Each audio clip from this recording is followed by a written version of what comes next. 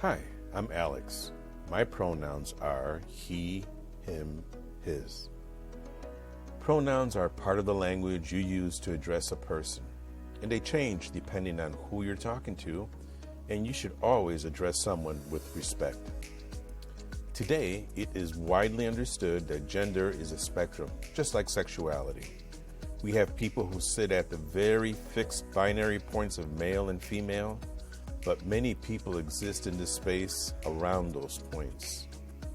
Many non-binary people like to use they, them pronouns, as they don't implicate a binary gender and make them feel uncomfortable.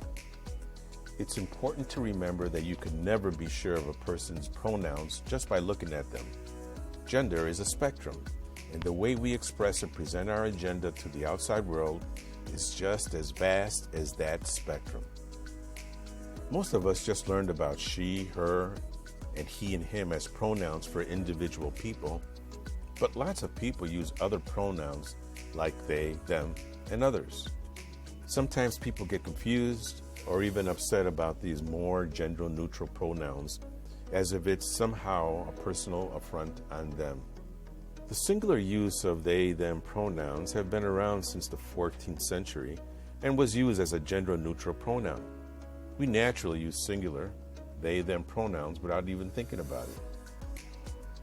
If you're a cisgender person, in other words, someone whose gender aligns with the one you were assigned at birth, just imagine what it feels like if everyone insisted on referring to you with a different pronoun than the one you use. It's frustrating, it's demeaning, it feels like no one is listening to you and are not respecting a core part of who you are. And that is why someone's pronouns aren't optional.